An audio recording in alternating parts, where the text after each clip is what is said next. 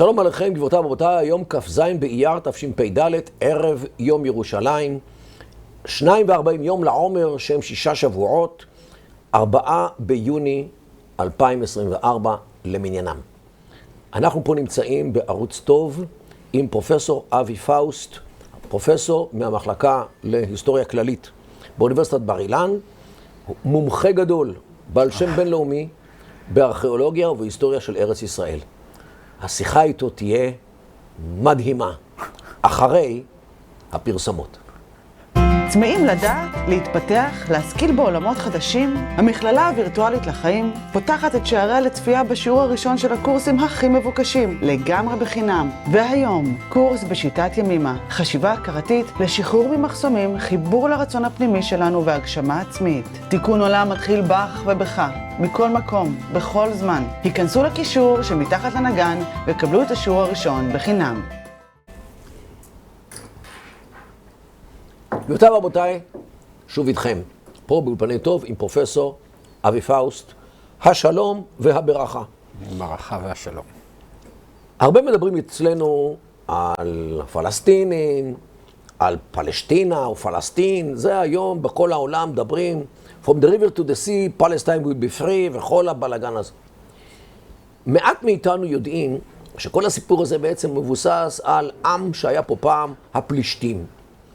ועוד פחות יודעים אצלנו על מי הם היו, מה הם היו, מה בכלל עשו פה הפלישתים, כדי שהם עד היום שמם יהיה על כל מה שקורה פה במדינה הזאת. ובשביל זה הזמנו פה את פרופסור פאוסט, כדי לדבר על הנקודה הזאת ועל ההשלכות שלה אלינו. מי הם היו הפלישתים? הפלישתים זה שם שאנחנו מכירים מהמקורות המצריים ומהתנ"ך. זה היה, נקרא לזה עם, שבט, שמגיע לארץ ישראל במאה ה-12 לפני הספירה. מאיפה? אי שם מהעולם האגאי. התנ"ך משמר מסורת שהם הגיעו מכפתור קריטי. ים האגאי זה הים בין טורקיה ליוון של היום. נכון, אז לא מהים עצמו, או מהאיים או מההיקף, לא ברור מאיפה לגמרי, יש הרבה ויכוחים. היו כמה קבוצות שהגיעו, במחקר קוראים להם גויי הים, במקורות המצריים מוזכרות כמה קבוצות כאלה, בתנ"ך אנחנו מכירים רק את הפלישתים, זו שאלה מעניינת מה קרה לאחרים.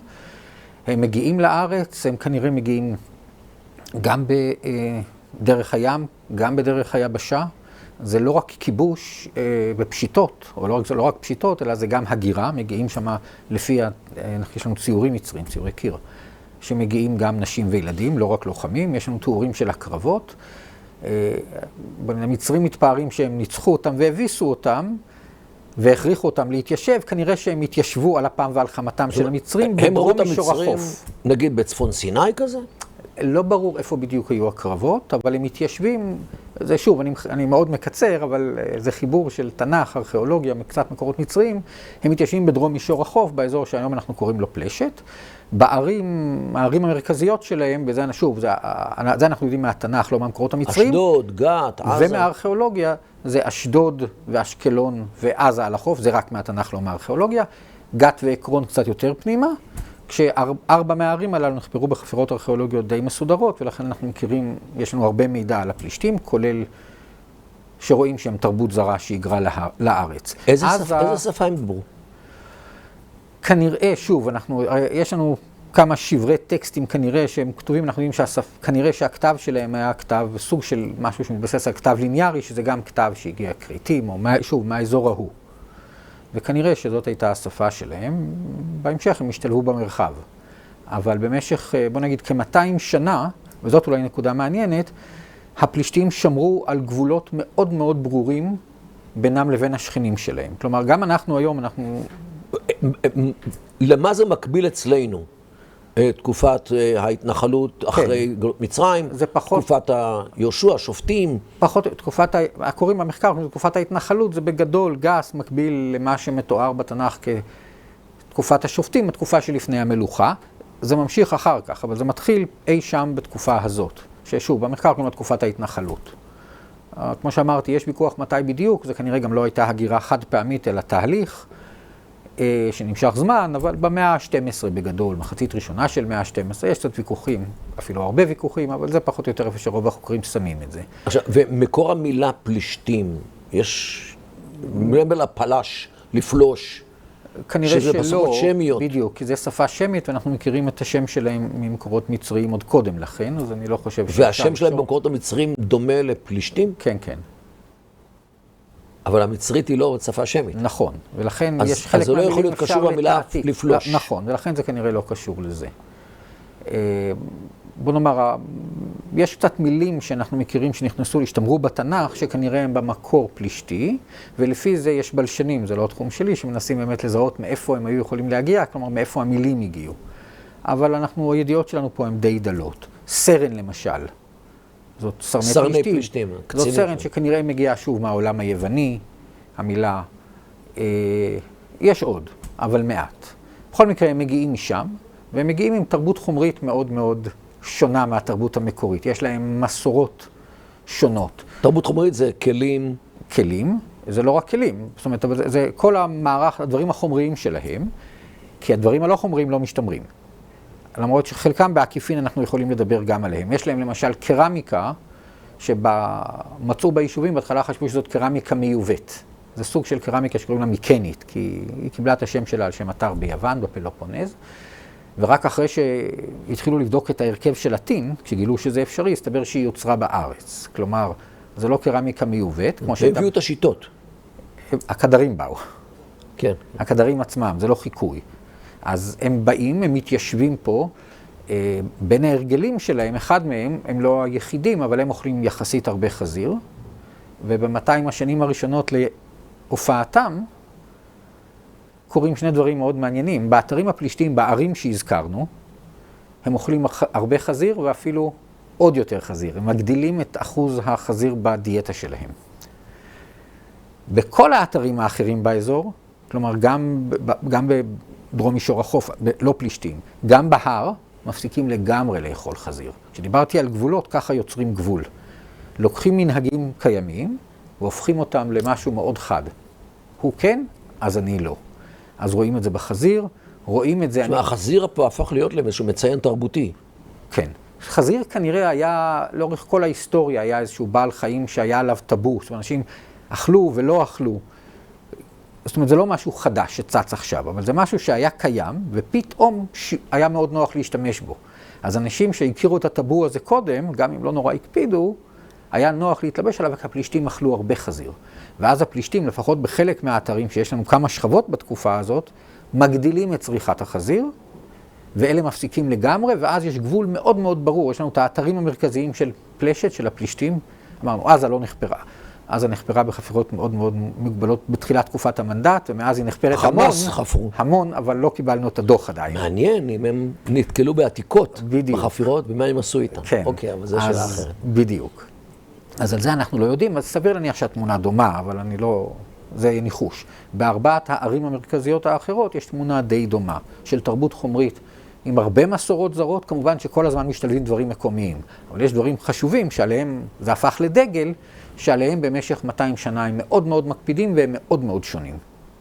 אחד מהם, אני אזרוק את זה, זה אנחנו לא מכירים באופן ישיר מהארכיאולוגיה, קצת רמזים, אבל לדעתי זה נושא מרכזי, כי אולי נגיע אליו אחר כך, למשל זה המילה. הפלישתים, המילה זה לא משהו זר למרחב. לא רק הישראלים נימול, אנחנו מכירים את זה בעוד מקומות, את הנושא של מילה. הפלישתים היו ערלים. זה מוזכר גם בטקסט מצרי, וכנראה שזה הפך גם לדגל. פנטגלנה פלוט פלישתים. כן, זה לאורך... ועלוזנה בנות הערלים. זה מופיע בתקופה הזאת, בטקסטים של... פלישתים והערלים הם... נכון. מוקבלים. בדיוק. וזה היה עוד משהו שהפך להיות גבול. שלאורו אתה כזה או אתה כזה, אתה איתנו או אתה איתם. זאת אומרת, לוקחים מאפיינים שאפשר להשתמש בהם, לאורם להחליט אם אתה איתנו או לא איתנו, מי אתה? גבול. אז זה גם היה, שאולי זה יהיה רלוונטי פשוט להמשך השיחה, לכן... היו בתולדותינו תקופות של חיים משותפים, חיים סבירים, יחסים נגיד של שלום, בין הקבוצות הפלישתיות לבין הקבוצות הישראליות שהיו? כן, סביר להניח שכן, זאת אומרת, היחסים האלה יש בהם תנודות, אבל כנראה שככל שעבר הזמן, המרכיב של העוינות גדל, עד וכאן זה, שוב, זה כבר נכנסים, כל משפט שאני אומר זה ויכוחים גדולים במחקר, אבל בוא נאמר, בשלב מסוים כנראה שהפלישתים מתחילים לעלות להר, קורץ להם לקחת את עודפי התוצרת, מיסים או דברים אחרים. עד מתי אנחנו פה רואים, שומעים? על הפלישתים? כן. הפלישתים עוברים שינוי גדול במאה העשירית לפני הספירה. שינוי חומרי גדול. הם משתלבים במרחב. תחילת המלוכה. כן, פחות או יותר מקביל לתחילת המלוכה. הם עוברים תהליך של, נקרא לו, השתלבות במרחב.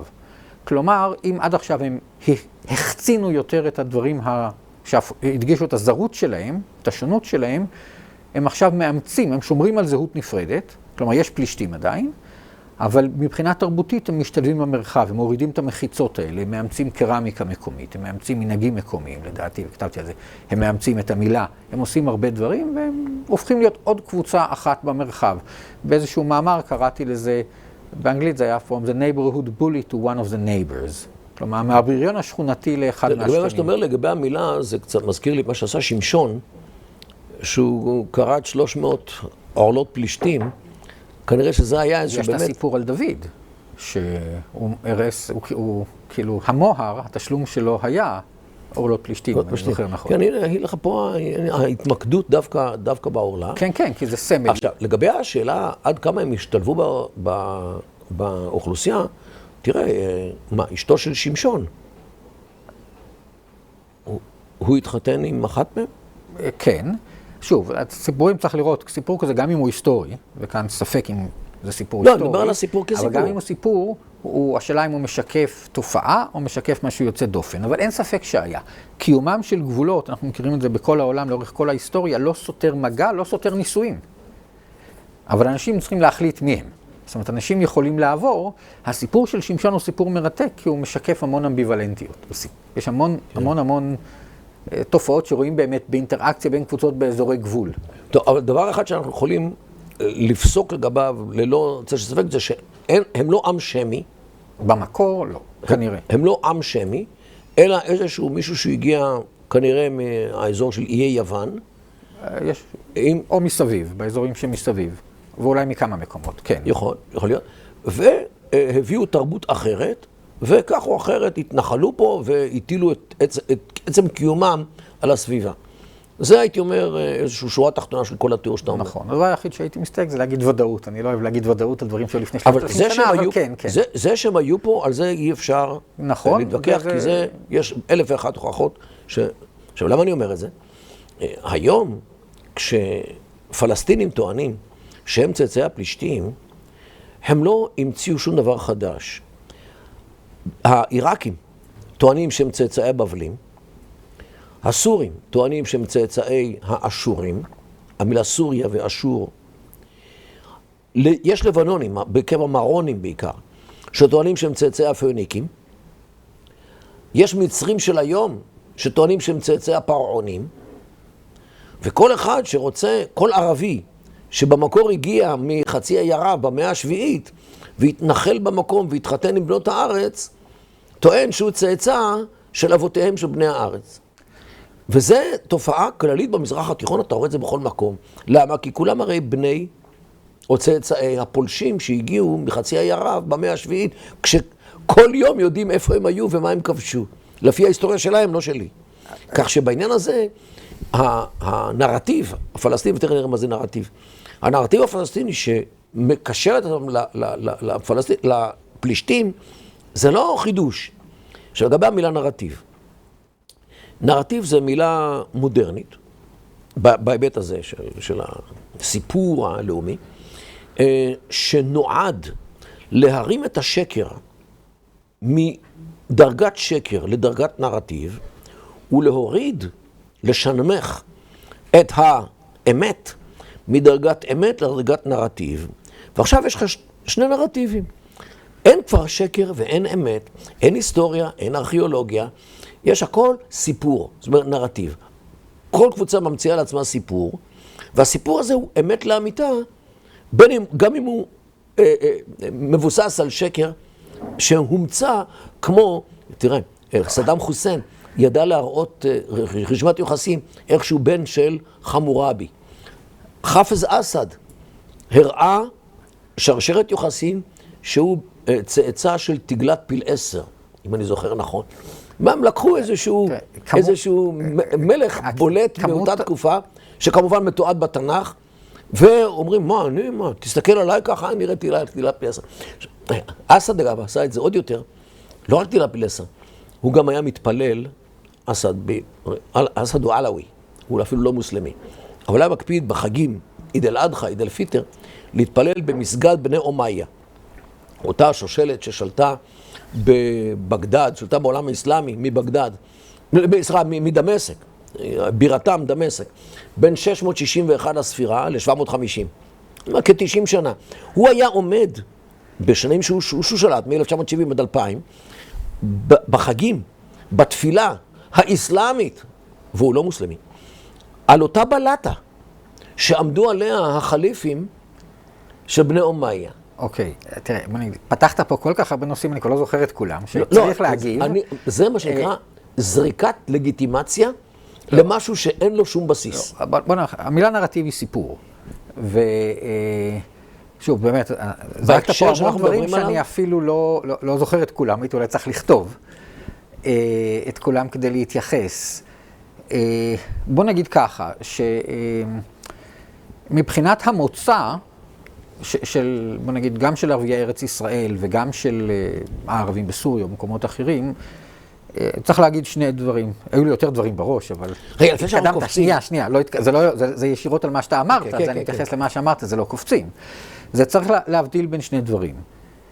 א', צריך לעשות הבחנה בין מוצא לבין זהות, וכאן מתחבר הסיפור. בין שנייה, מוצא לבין זהות. מוצא שהוא עניין אמיתי. נכון. לבין זהות שהוא עניין מומצא. נכון. לא בהכרח מומצא, אבל הוא לא ביולוגי, גנטי, היסטורי. אלא תודעתי. תכף נדבר עליו. צריך לעשות, זו הבחנה אחת. הדבר השני באותו הקשר, זה כשאתה מדבר על המוצא של הערבים באזורים שונים במזרח התיכון, השאלה לאיזה נרטיב, אני בכוונה לקחתי את המילה הזה, למיתוס אתה מאמין, למיתוס של היום או למיתוס של פעם. כי חלק גדול, ואני לא יודע מה האחוזים, אפשר לבדוק את זה במבדקים גנטיים, לדעתי הם פשוט לא רלוונטיים, כי אני מתמקד בזהות ולא במוצא. אבל אם רוצים לדבר על מוצא, רבים מערביי המזרח התיכון, מוצאם האוכלוסייה המקומית שנכבשה על ידי הערבים.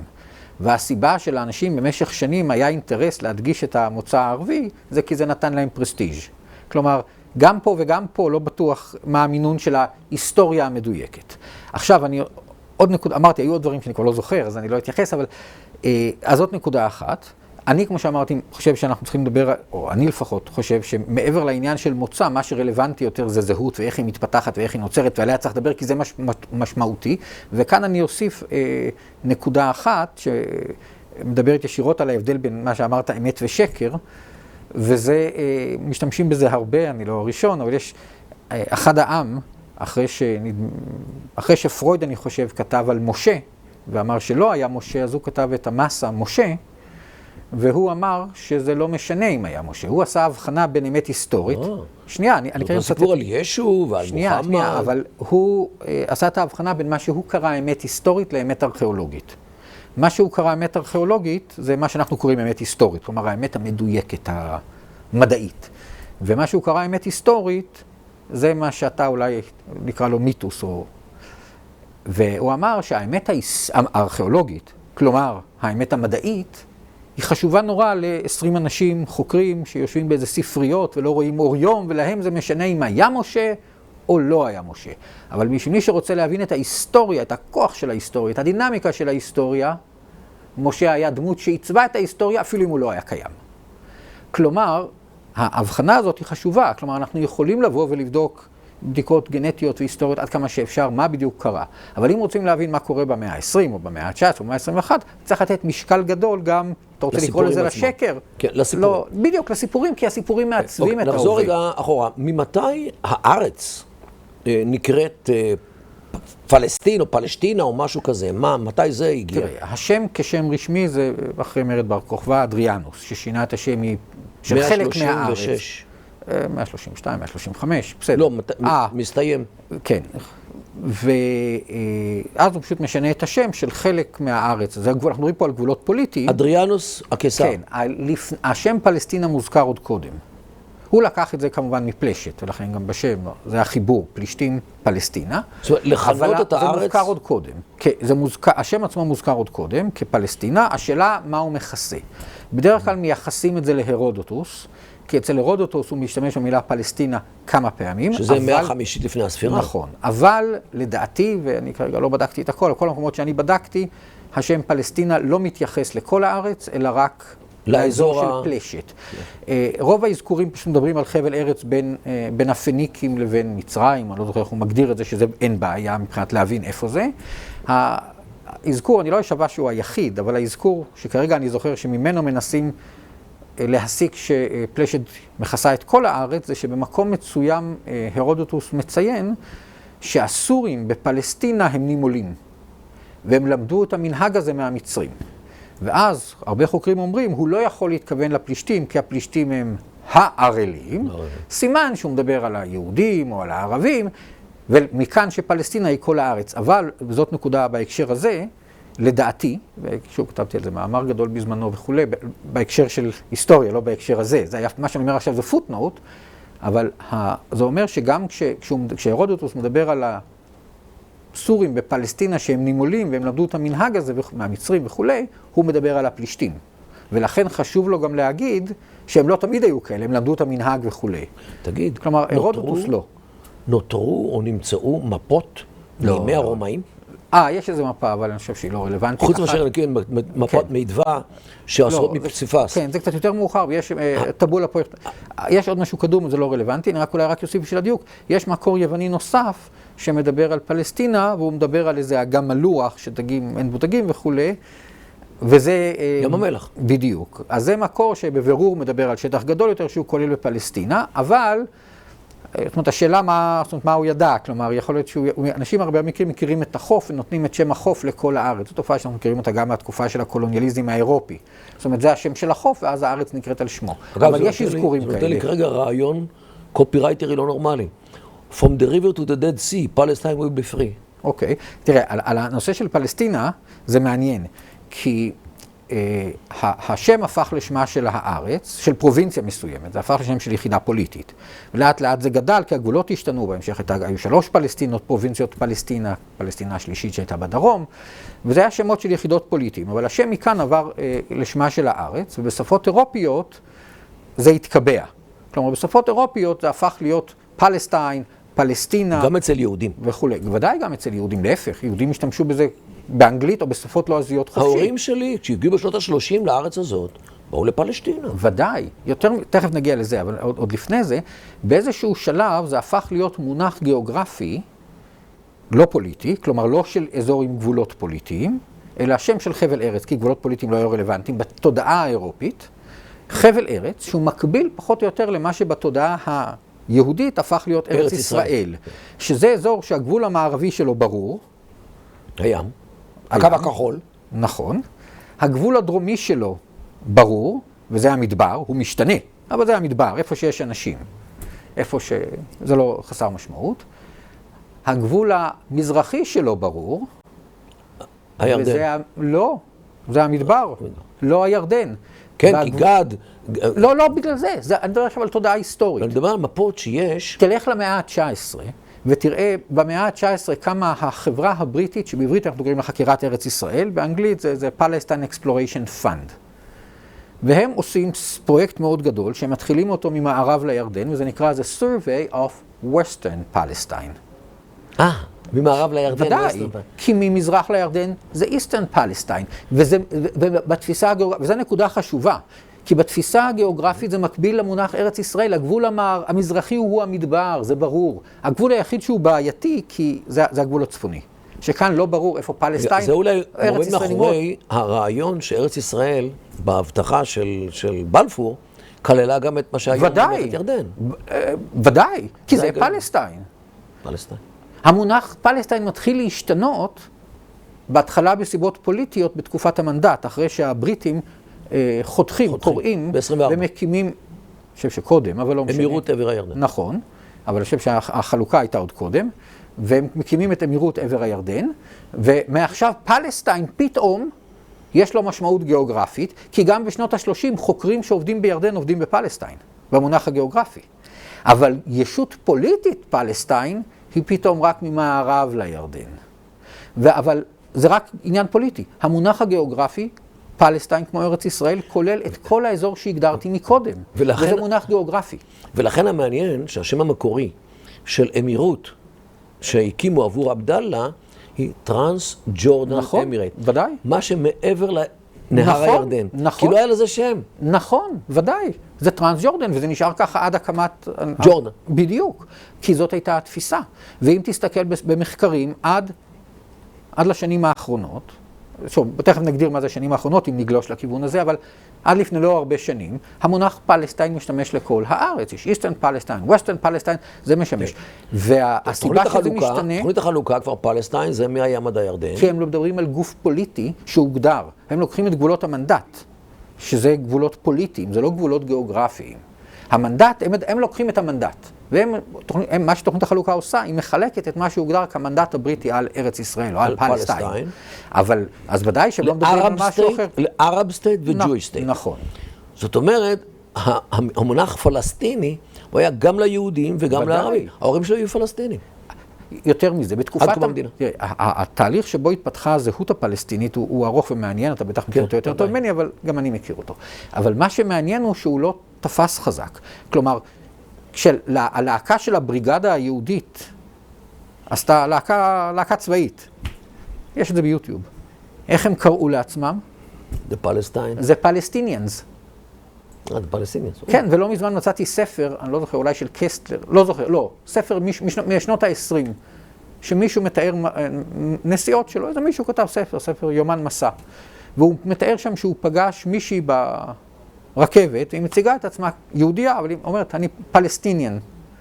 כלומר, המונח הזה בא להגיד, השתמשו בו יותר יהודים, כדי להגיד, כשיהודים דיברו, אז אני מארץ ישראל. באנגלית זה פלסטיניאן. החברה לחקירת ארץ ישראל ועתיקותיה, זה השם העברי, והשם הלועזי היה, זה Jewish Palestine Exploration Society, או משהו כזה. זה תרגום היה, לא הייתה למונח הזה משמעות פוליטית בכלל. טוב, כשאני מסתובב היום בכל מיני שכונות אסלאמיות, בפריז, בבריסל, אני אומר, אני פלסטיני. אני מדבר איתם בערבית פלסטינית. כן, זהו, אתה יכול, אבל... אבל אני אומר, המונח הזה הוא פוליטי. מה שקרה, זה תהליכים, המונח, סליחה, במקור הוא מונח גיאוגרפי נטו, ולכן לא הייתה שום בעיה להשתמש בו. מה שקרה, זה שבאיזשהו תהליך שמתחיל אי שם, מתחיל בראשית המאה ה-20, אבל הוא די בשוליים, ולאט לאט הולך ומתעצם, הפך להיות, או בוא נגיד, נוצר, או יש תהליך שלי, נוצר עם שלקח את שמו. וכאן זה, ההבחנה אגב היא מאוד חשובה. שמעון שמיר, פרופסור שמעון שמיר, כתב מאמר שנקרא נוח בשבע שגיאות. ושם הוא מותח ביקורת על אלה שמבלבלים בין פלסטינה עם סין ותף, לפלסטינה או פלסטין עם סמך ותת, ובעיקר על אלה שעוד מערבבים את זה. כי פלסטינה זה המונח הגיאוגרפי.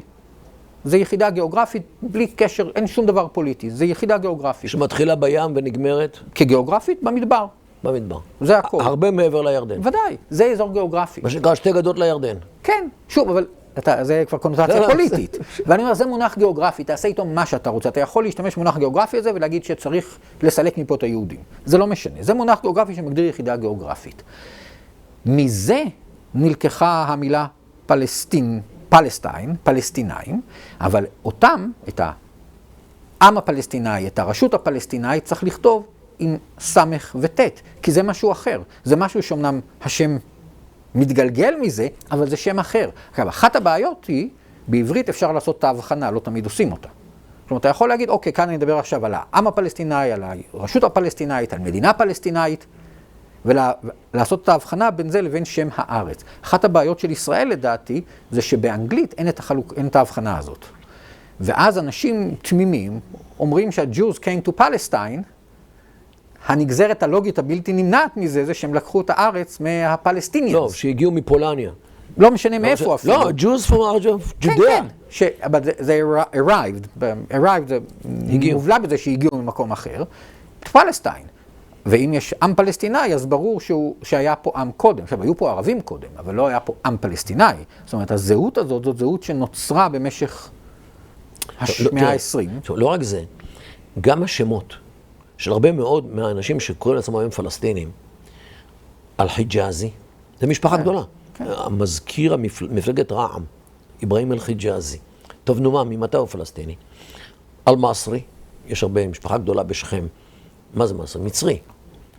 מסארווה, משפחה גדולה בוואדי ערה, זה מצרים ברבים. פיומי, מחבל פיום במצרים. אל-חורני, מהחורן בסוריה. אל-חלבי. אל-סורני, מצור. סידאווי, מסידה, צידון. זרקאווי, מזרקה, בירדן. קרקי. כל השמות של חבר'ה שגרים בארץ. טרבולסי, זה טריפולי מלבנון. זאת אומרת, יש בכפר מנדה, משפחה גדולה בשם בושנק. מה זה בושנק? מבוסניה. זאת אומרת, אפילו משם הגיעו לפה. שלא לדבר על מה שברור, שהצ'רקסים שהגיעו עם הצבא האוטומני, שזה ברור שהם לא בני המקום. הם גם לא אומרים שהם בני המקום, אינדיג'נס, זאת אומרת, ילידי. כך שמה שקרה בארץ, זה נכון, אני לא אומר שהארץ הייתה ריקה לחלוטין מערבים, ערב הקמת המדינה, או אפילו ערב תחילת התנועה הציונית, נגיד לקראת הרבע האחרון של המאה ה-19, אבל לבוא ולהגיד שכל החיג'אזי והמסרי והחורני והסורני, כולם הם פלסטינים מקוריים, זה גם כן ברור. גם לערבים זה ברור. אגב, אני אגיד, לא פלסטינים מקוריים, כי הזהות הזאת לא הייתה קיימת, אבל שהם ילידי הארץ. זה אני חושב ניסוח יותר מדויק. כן. עכשיו, אני לא חושב שמישהו חולק על כך שהייתה הגירה ערבית לארץ ישראל במחצית השנייה של המאה ה-19, במחצית הראשונה של המאה ה-20. זה מתועד ב-DR, ב-Daily Report. אני לא חושב שמישהו חולק על כך. אין מספרים, והוויכוח הגדול הוא מה המספרים. אבל מאחר וכולם גם מסכימים שהיו פה ערבים קודם, אז השאלה היא אחרת. כלומר, יש פה מגוון של שאלות, אבל כולם מסכימים שהיו פה ערבים לאורך כל ההיסטוריה, או באלף האחרון, כן? כולם מסכימים שהייתה הגירה. יש ויכוח גדול מה היה אחוז ההגירה. לא חושב שאפשר לגמרי להכריע אותו, אני חושב שהייתה משמעותית.